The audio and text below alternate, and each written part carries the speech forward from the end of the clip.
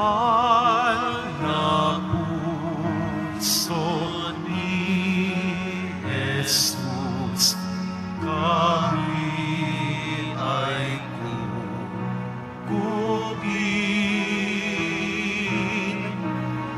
Akitin ang puso namin ng grasya mo'y kambing. O Kristo'y dinggin, aming panalangin.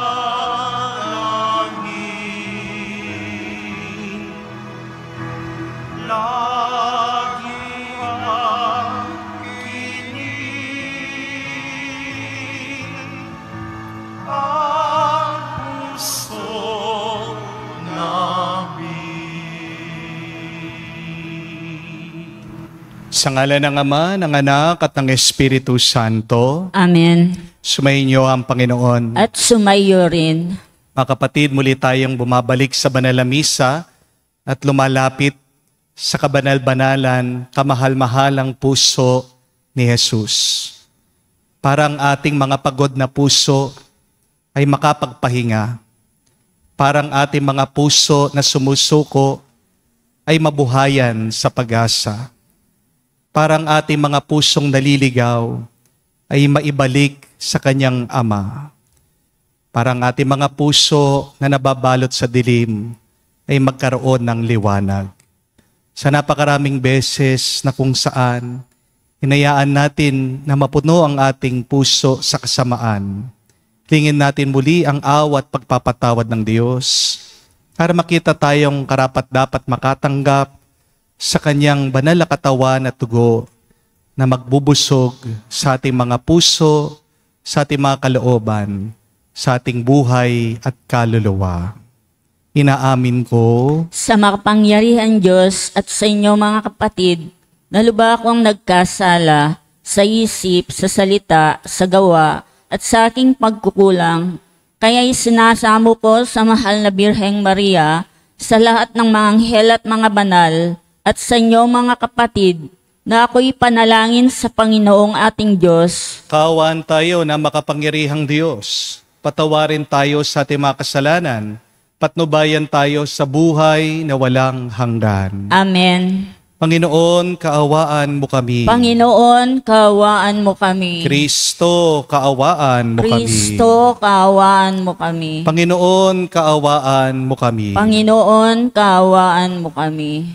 Manalangin tayo. Ama naming makapangyarihan, sa puso ng iyong anak na nasugatan dahil sa aming mga kasalanan, minarapat mo kami magkamit ng kayamanang walang kupas kailanman. Dulot ng iyong maawaing pag-ibig na sa amin nag-uumapaw, sa taimtim naming pagsamba sa kanyang kadakilaan. Kami naway makapaghandog ng nararapat na pagpaparangal sa pamagitan niya kasama ng Espiritu Santo, magpa sa walang hanggan. Amen.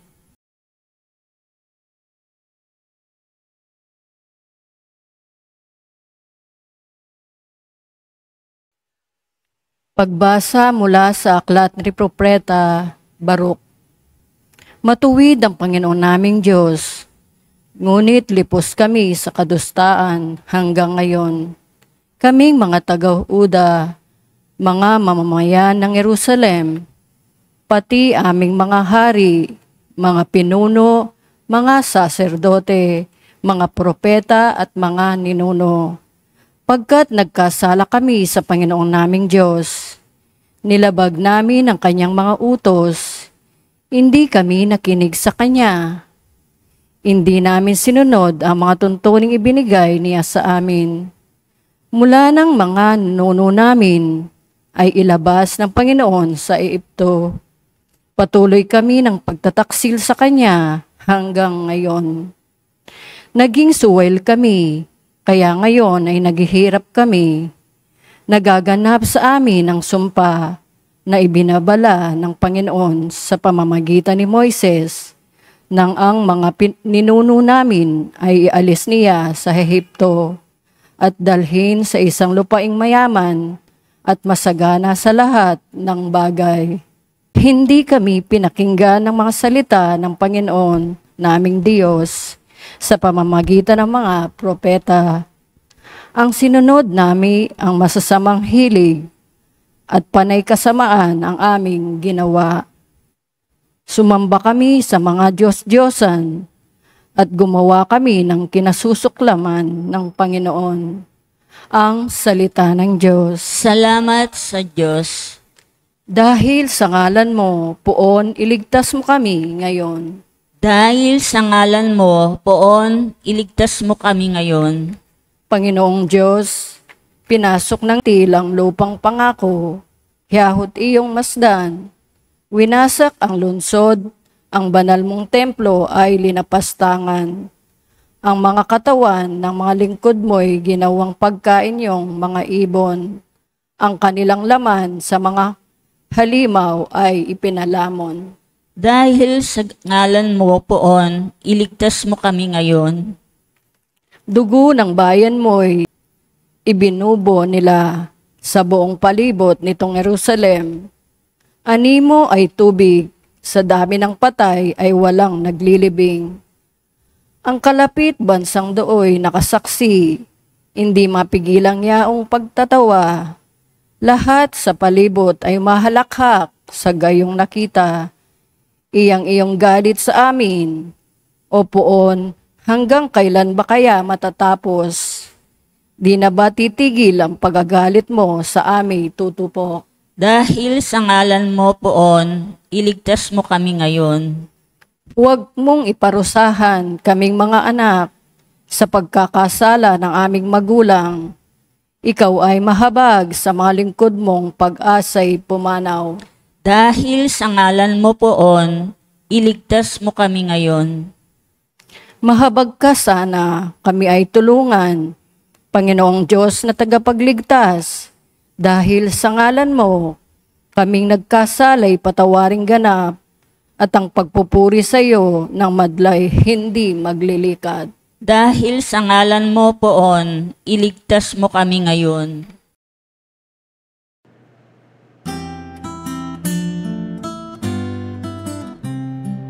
Alleluia, alleluia, alleluia, alleluia, alleluia,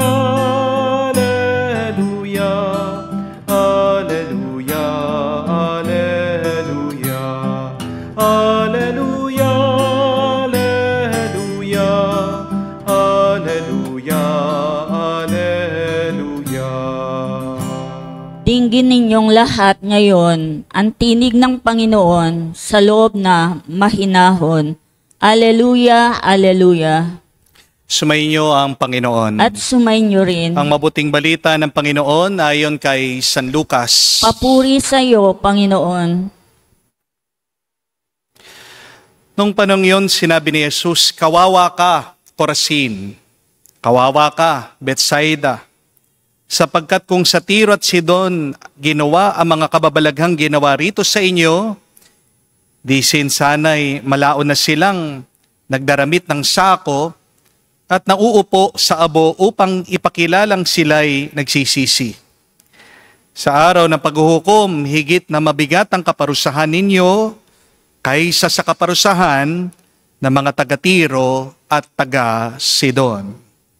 At ikaw, Kapernaum, ibig mong mataas hanggang sa langit, ibabagsak ka sa Hades.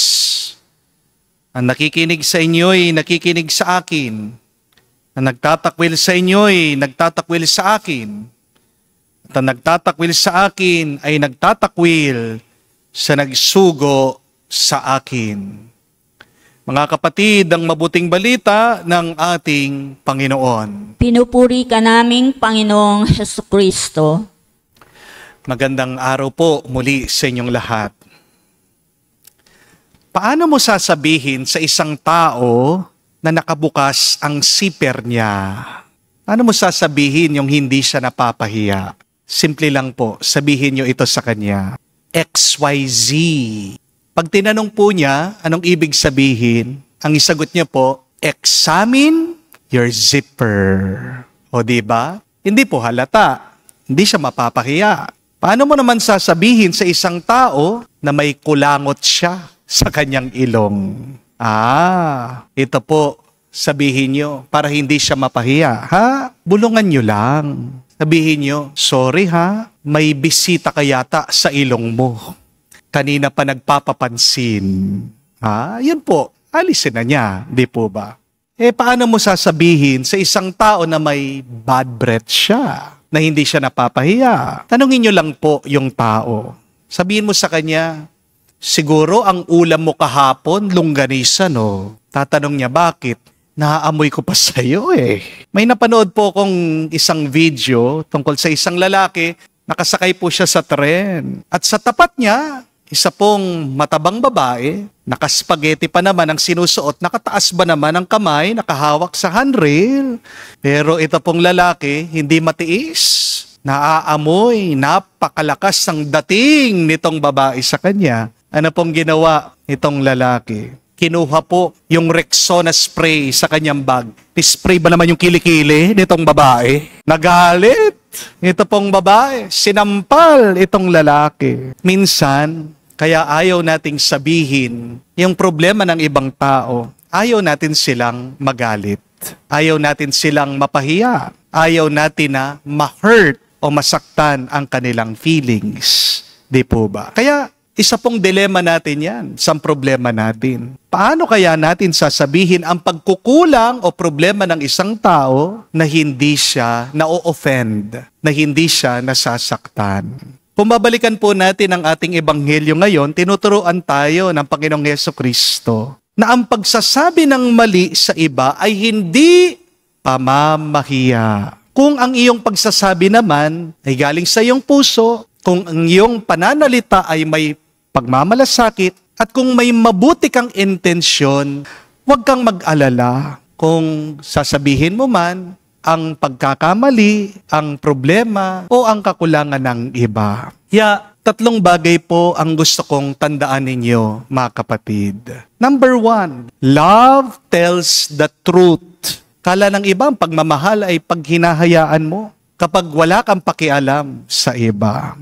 Pero tingnan niyo po ang ating Panginoong Hesukristo. Hindi niya pinalampas na sabihin ang pagkukulang ng Corazin at Bethsaida. Sinabi niya kung ano ang kanilang mga kasalanan. And parents knows this best. Diba? Kapag ang anak mo bumagsak sa klase, kasi puro na lang nag-ML, nag-Mobile Legend, nag-games, nag-computer, naglalakwat siya palagi, nagso-social media. Diba? Pagsasabihan mo yung iyong anak.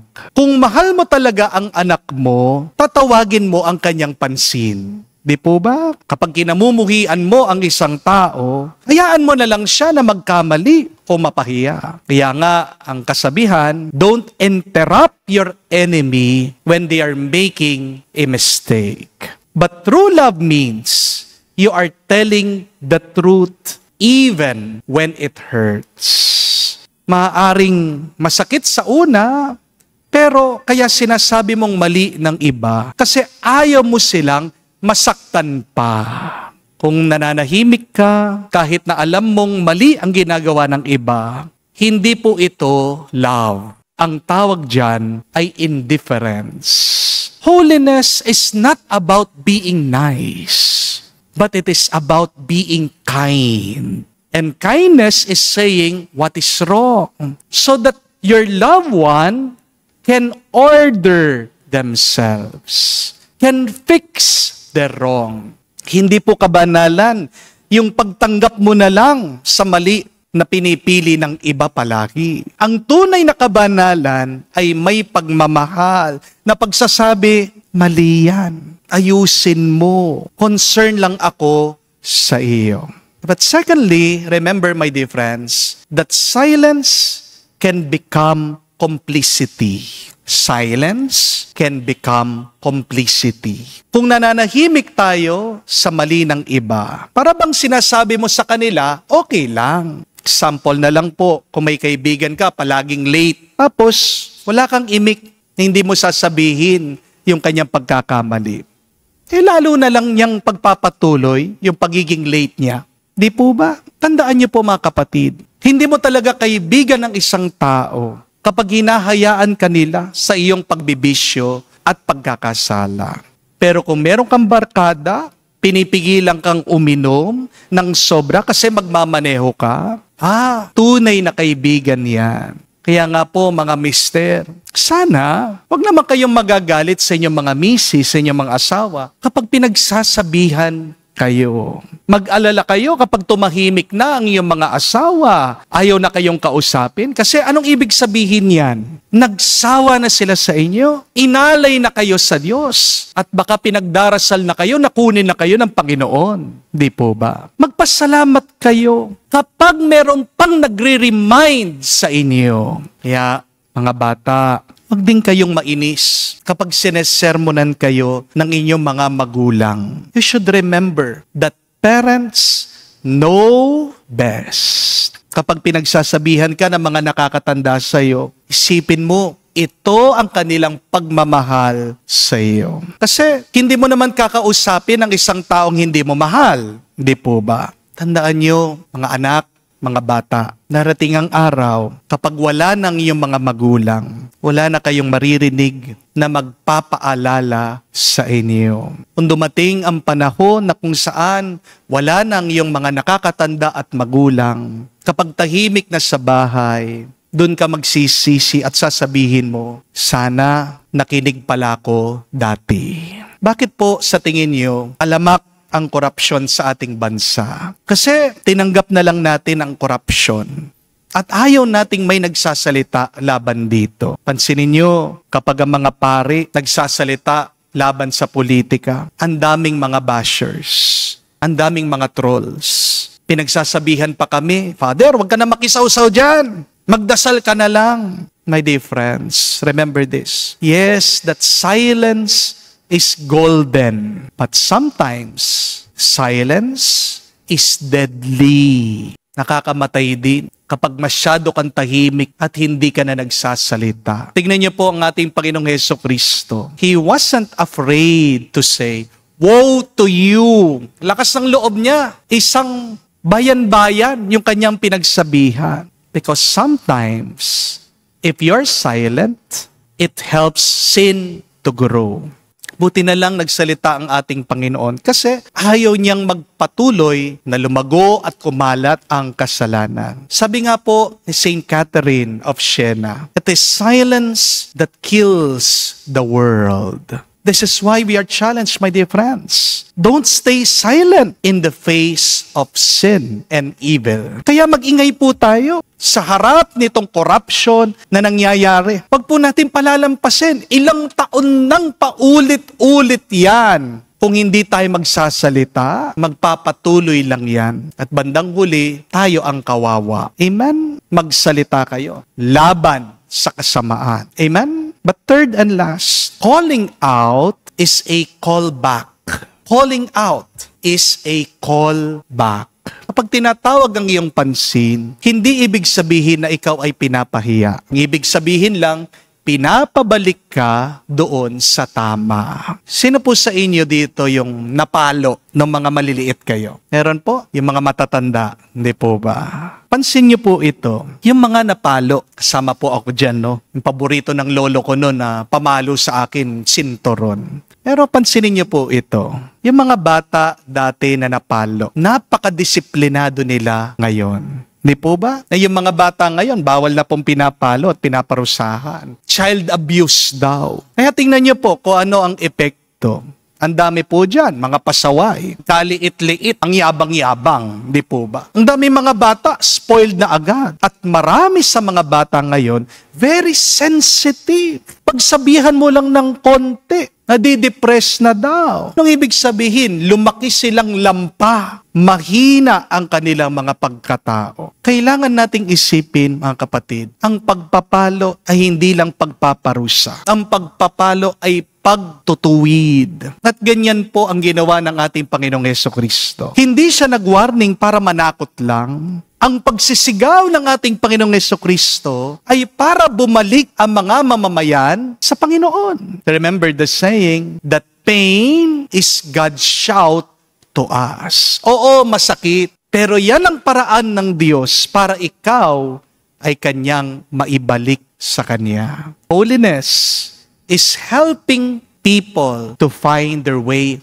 home, even if it is uncomfortable. Kaya mga kapatid, tandaan niyo po ito. Ang pagtutuwid na walang pagmamahal ay kalupitan. Ang pagmamahal na walang katotohanan ay pagkukunwari. Ngunit ang katotohanan na may pagmamahal, yan ang tunay na kabanalan. Tanong ko lang po, kung meron kayong mga kapitbahay, bigla nagising ka hating gabi, nakita mo, nasusunog yung kanyang bubungan. Sisigaw po ba kayo? Sasabihan niyo po ba sila, "Hoy, nasusunog yung bahay mo!" Gagawin niyo po ba yun? Opo, no? Kung talagang tao ka. Ha? Ganyan po. Sana natin makita yung ginawa ng ating Panginoong Hesukristo. Bakit siya sumigaw? Kasi gusto niyang ipaalala sa mga taong ito, nagkakasala sila at kung magpapatuloy sila sa pagkakasala, mamamatay sila, masasawi sila. Hindi sumigaw ang ating Panginoon para ipahiya ang mga tao, kundi para sila'y iligtas. So don't forget, my dear friends, that calling out is not condemnation. It is compassion. Kaya mga kapatid, sa banal na misang ito, magdasal tayo sa kabanal-banalang puso ni Jesus. Hari nawa, mahubog at magbago ang ating mga loob, kamukha ng ating Panginoong Hesukristo. Para tayo din, kapag nakakita tayo ng mali o pagkakasala ng iba, makapagsalita tayo ng totoo. Huwag tayong tatahimik sa harapan ng kasamaan at tawagin natin sila kahit nasigawan mo dahil ang ating nais at gusto ay ang pagbabalik loob ng iba sa Diyos. Amen. Ipanalangin natin ang lahat ng mga lalaki at babae upang pakinggan nila si Kristo at tumugon sila sa tawag ng pagbabalik loob at pagbabago. Ating sabihin, Panginoon, dinggin mo kami. Panginoon, dinggin mo kami. Ang simbahay naway maging instrumento ng papanwalik ng mga tao sa kawan at maging instrumento ng paghahanda sa kanilang pagpasok sa kaharian ng Diyos. Manalangin tayo sa Panginoon. Panginoon, dinggin mo kami. Ang mga pinuno ng mga bansa naway magkapit kamay sa pagdadala ng kalayaan at dangal sa lahat.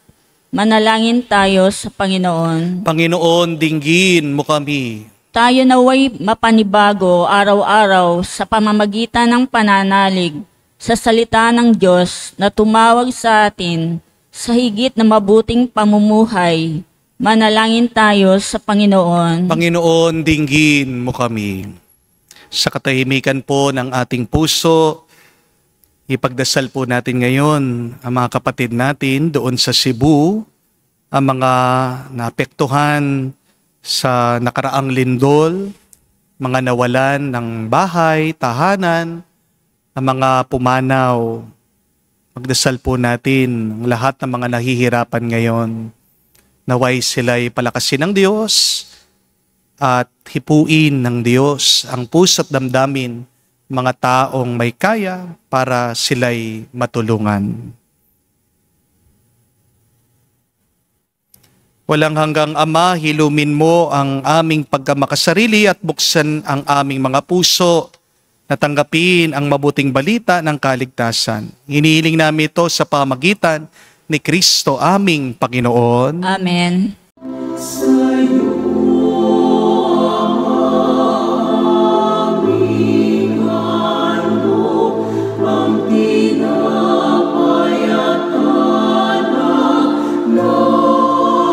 Ito,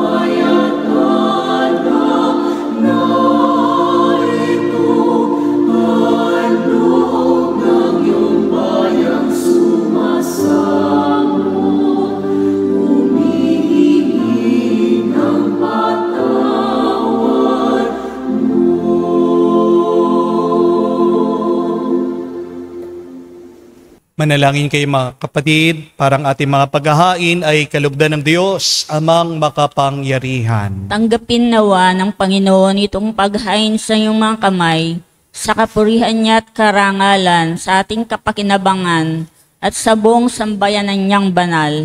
Ama naming lumikha, tunghayan mo ang mga di malirip na pag-ibig ng anak mong pinakamamahal, upang sa pagpapatawad ng aming mga kasalanan, ang inihahain namin ay maging kalugod-lugod ng mga alay.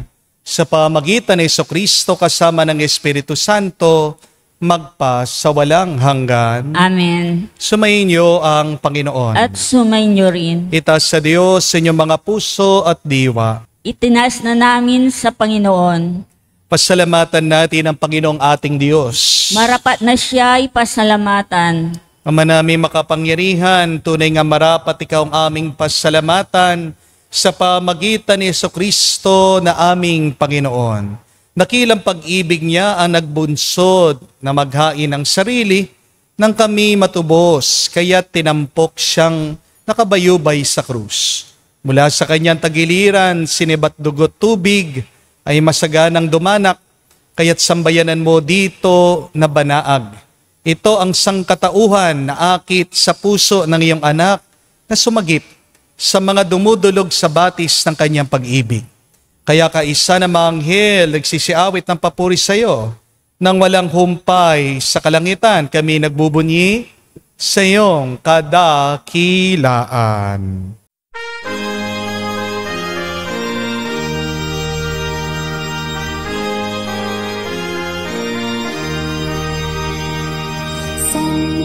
Santo, Santo, Panginoong Diyos ng mga hukbo, napupuno ang langit at lupa ng kadakilaan mo.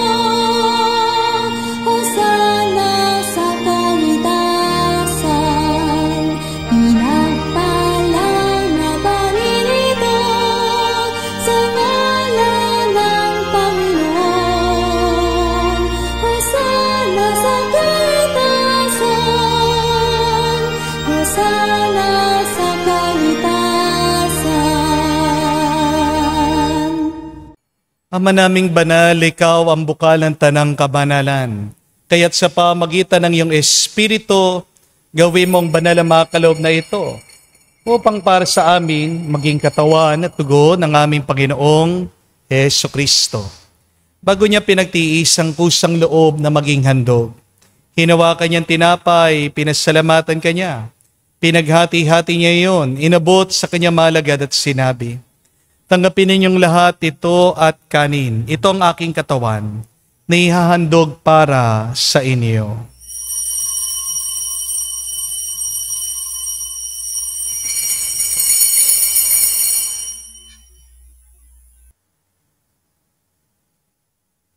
Gayon din naman na matapos ang hapunan, hinawakan niyang kalis. Muli kanyang pinasalamatan. Inabot niyang kalis sa kanya malagad at sinabi, tanggapin ninyong lahat ito at inumin. Ito ang kalis ng aking dugo, ng bago at walang hanggan tipan. Ang aking dugo na ibubuhos para sa inyo at para sa lahat, sa ipagpapatawad ng mga kasalanan. Gawin ninyo ito sa pag-alaala sa akin.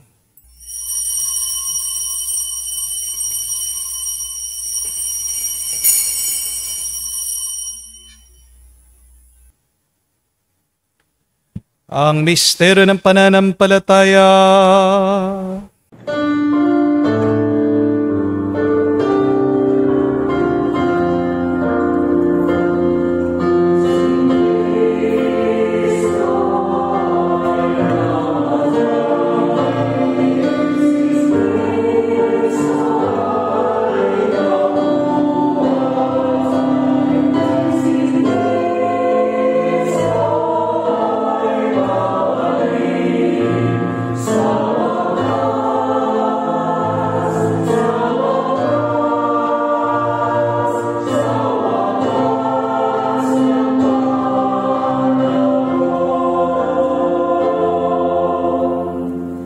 Ama, ginagawa namin ngayon ang pag-alaala sa pagkamatay muling pagkabuhay ng iyong anak. Kaya tiniyalay namin sa iyong tinapay nagbibigay buhay at ang kalis na nagkakalob ng kaligtasan. Kami nagpapasalamat dahil kami iyong minarapat na tumayo sa harap mo para maglingkod sa iyo. Sinasamo namin kami magsalo-salo sa katawan at dugo ni Kristo ay mabuklod sa pagkakaisa sa pamagitan ng Espiritu Santo. Amalingapin mong iyong simbahan, laganap sa buong daigdig. Puspusin mo kami sa pag-ibig. Kaisa ni Leon ang aming Santo Papa, si Florentino aming Arsobispo, at ng Tanang Kaparian. Alalahanin mo rin ang aming mga kapatid na nahimlay may pag-asang sila'y muling mabubuhay. Gayon din naman lahat ng mga pumanaw. Kawan mo't sila't patuloyin sa iyong kaliwanagan. Kawan mo't pagindapatin kaming lahat. Makasalo sa iyong buhay na walang wakas. Kaisa na mahal na Birhen Maria, Ina ng Diyos. Kaisa ni San Jose, ang kanyang maluwalhating esposo. Kaisa ng mga apostol, lahat ng mga banal, na namuhay dito sa daigdig na kalugod-lugod sa iyo. May pagdiwang nawa namin ang pagpupuri sa kararangal mo sa pamagitan ng iyong anak aming Panginoong Hesu Kristo. Sa pamamagitan ni Kristo, kasama niya at sa Kanya, ang lahat ng parangal at papuri ay sa iyo, Diyos Ama, makapangyarihan, kasama ng Espiritu Santo, magpasawalang hanggan. Amen, amen, amen. Sa nakagaling na utos sa turo ni Jesus sa Panginoon natin at Diyos, ipahayag natin ang lakas loob.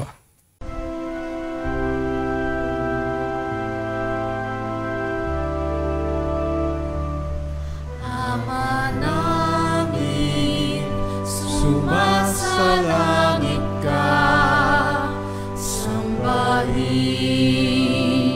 ang ngalan mo, mapasa amin ang kaharian mo, sundin ang loob mo dito sa lupa,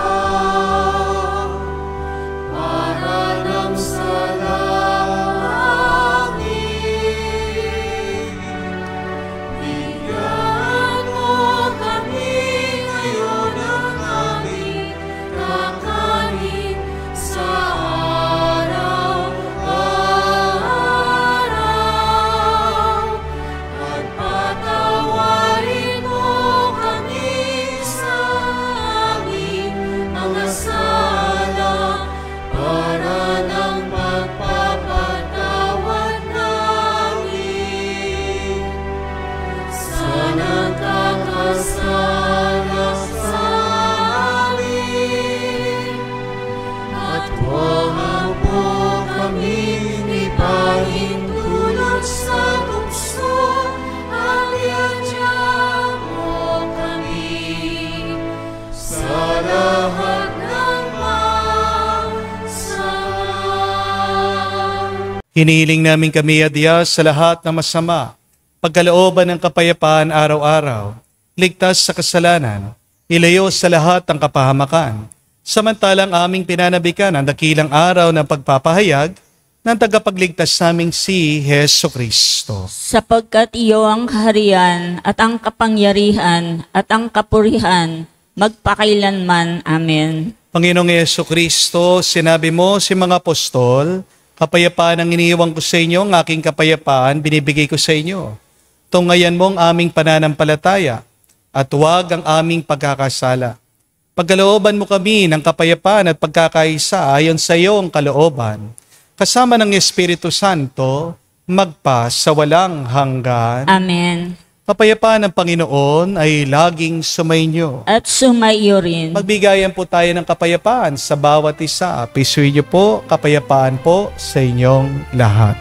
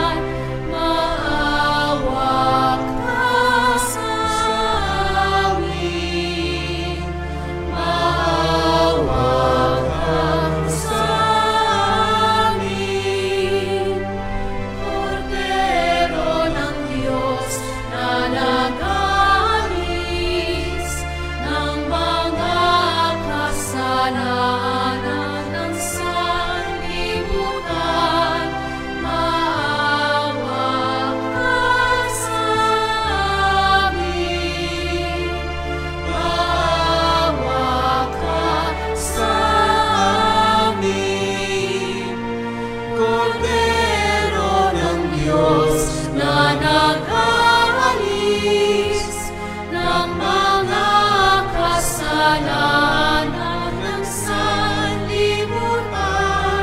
ipagkaloob mo sa amin ang kapayapaan.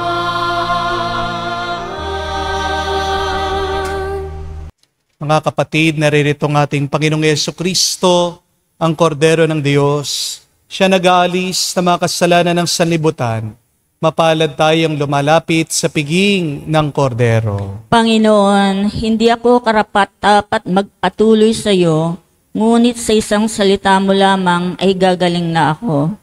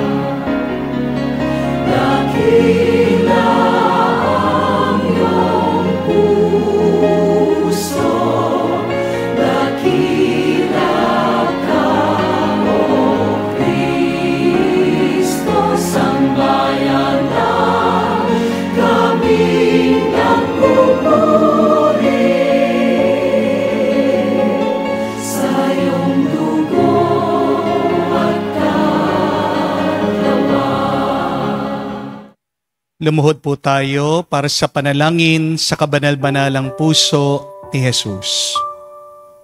Jesus, Diyos ko, iyong nasabi, humingi at kayo'y bibigyan, maghanap at matatagpuan ninyo, kumatok at bubuksan ang pinto para sa inyo. Tungayan mo po ako nakaluhod sa may paanan mo, napupuno ng buhay na pananampalataya, at tiwala sa iyong pangakong pinabatid ng iyong kabanal-banalang puso at sinambit ng iyong mga labi. Narito po ako upang hingin ito. Sa katahimikan po ng ating puso, sabihin natin, banggitin natin sa Diyos ang ating personal na pangangailangan.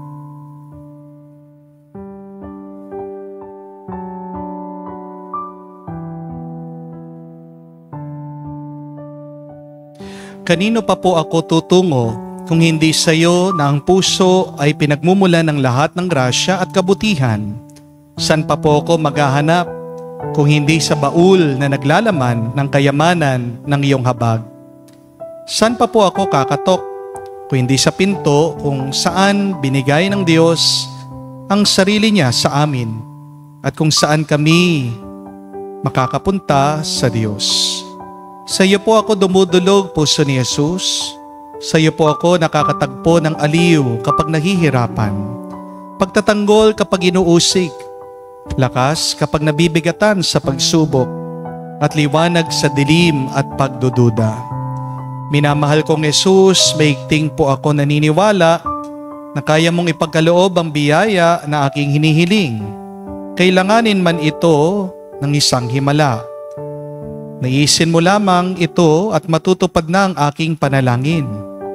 Inaamin kong ako'y hindi karapat-dapat sa iyong mga biyaya.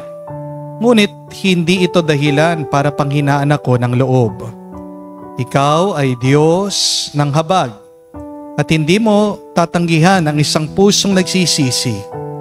Tignan mo nawa po ako na may habag at mababatid ng iyong puso sa aking mga kasiraan at kahinaan ang dahilan upang pagkalooban ang aking panalangin. Banal na puso, anuman ang iyong pasya sa aking hiling, hindi po ako titigil na sambahin, ibigin, purihin at pagsilbihan ka. Jesus ko, kalugod mo nawang tanggapin ang pagsasagawa ko ng ganap na pangsang-ayon sa mga atas ng iyong kaibig-ibig na puso, ang aking tunay na hinahangad na matupad, kasama ng iyong sanlilikha magpakailanman. Kabanal-banalang puso ni Jesus, alam kong may iisang bagay na hindi mo kayang gawin, ang mawala ng habag sa mga naghihirap o nababalisa. Tignan mo po ako, nagmamakaawa po ako, minamahal kong Jesus. Pagkaloob mo ang grasyang aking hinihiling sa iyo sa pamagitan ng kalinisin-isang puso ng iyong magdalamhating ina. Pinagkatiwala mo ako sa kanya bilang kanyang anak at ang kanyang mga panalangin ay napaka makapangyarihan sa iyo. Amen. Kabanal-banalang puso ni Jesus, Kaawaan mo kami. kalinisin-isang puso ni Maria, Ipanalangin mo kami. tumayo po tayo. Manalangin tayo. Ama naming mapagmahal, pag-alabin nawa ang pag-ibig sa aming kalooban, sa pagsasalo sa pagmamahal mo sa pakikinabang, at sa aming pag-akit sa iyong anak araw-araw. Matutuhan nawa naming makilala siya sa katauhan ng aming mga kapatid sa iyong sambayanan. Sa pamagitan niya kasama ng Espiritu Santo, magpa sa walang hanggan. Amen. Mga kapatid, hindi mo pinapahiya ang tao sa pamagitan ng pagsasabi mo ng mali na kanyang ginagawa. Kung ang iyong pagsasabi ay galing naman sa iyong puso at kung ang layunin mo ay mabuti. Remember that love speaks the truth. And when you stay silent, it kills. Kasama ka sa paggawa ng masama. Kapag tahimik ka lang, na nakikita mo, nagpapatuloy siya doon sa masamang gawain niya. Kaya nga, magsalita ka.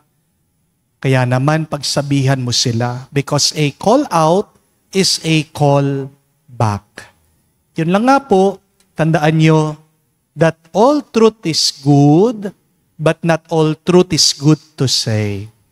The tone and the manner on how you speak is also important. Sabihin mo yung masama, pero sabihin mo sa mabuting paraan.